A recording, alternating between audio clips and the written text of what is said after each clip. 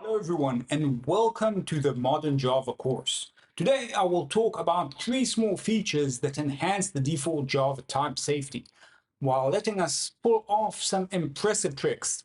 First we will talk about unit expressions, which is a new type of operator that makes scientific coding much easier and more expressive while enforcing strong typing.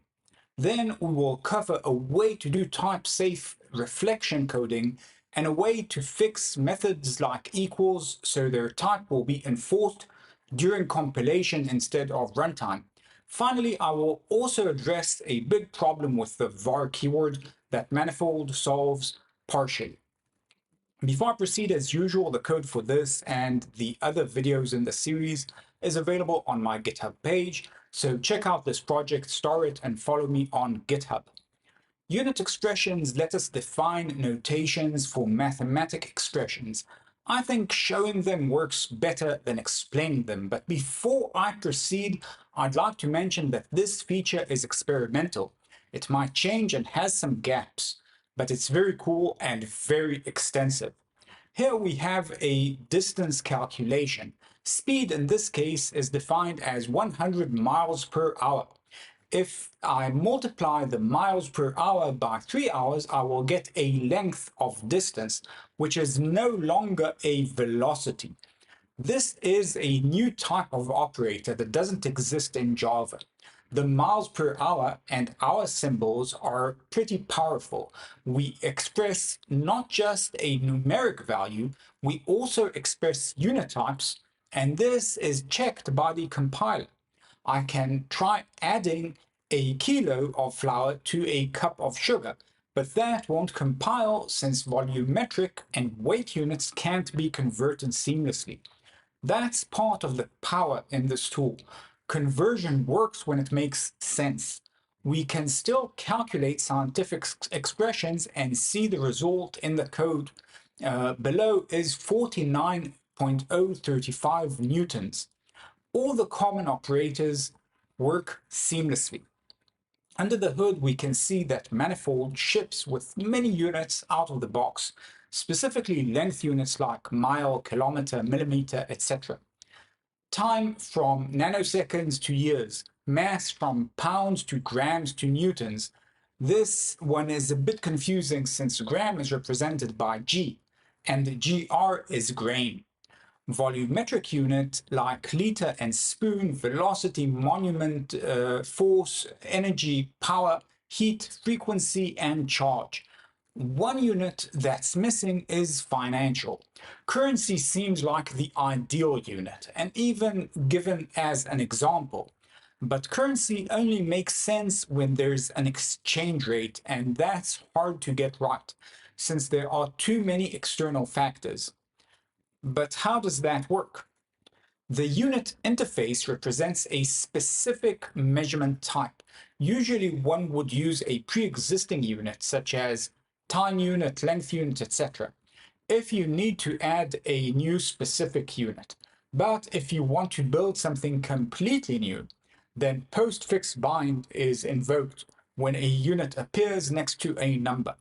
Notice that the method signature is generic, so if we go back to the previous example of miles per hour multiplied by time, in that case the MPH operator would trigger a call to postfix bind, which would call make dimension with the number next to the MPH.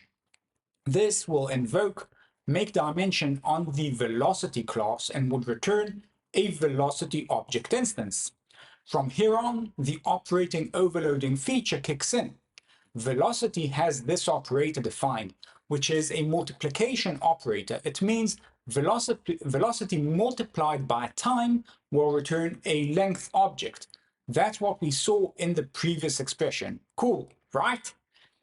Jailbreak isn't the best name for this feature, but since it lets code access private state, I guess that makes at least some sense. The most basic example of jailbreak is this. Value is a private field in string. Notice that once we jailbreak a class, the private aspect no longer matters. but the compiler still does the check. If the code changes in a new version, we will get a compilation error.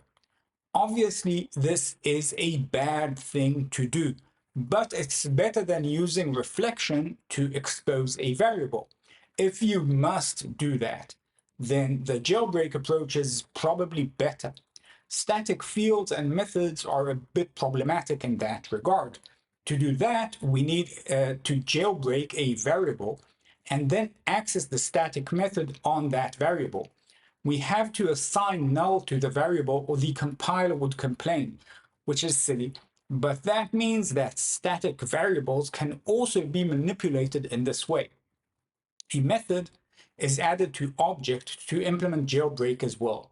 We can invoke that method on any object and gain access to internal state seamlessly and type safety.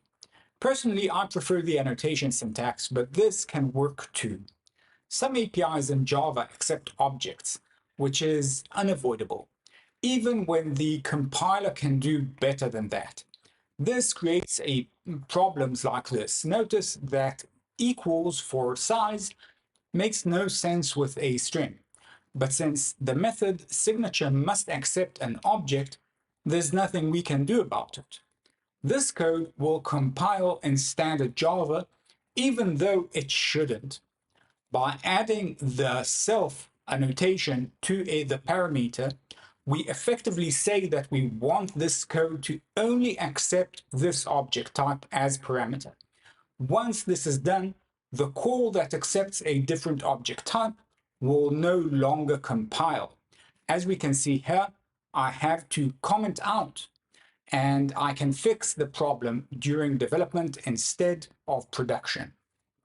The Java var keyword came out of to mixed reviews. I'm not a big fan. It didn't reduce much boilerplate and didn't really help in any significant way. Manifold introduced a more extreme version of var, auto. Unlike var, auto can be used in fields and method return values. This helps to some degree. This example from the manifold docs shows auto in action. Notice that it's returned from the method definition, which is impossible with var. Here we also see tuple support, which is a bit of a spoiler as it's a manifold feature we haven't discussed yet. In fact, auto is very useful for the case of working with tuples. I don't agree with all of the directions taken by Manifold, but I love its approach to type safety. I think that is one of the stronger concepts in Java, and with features like these, we can build further on those ideas without rocking the deep foundations of Java. If you have any questions, please use the comment section. Thank you.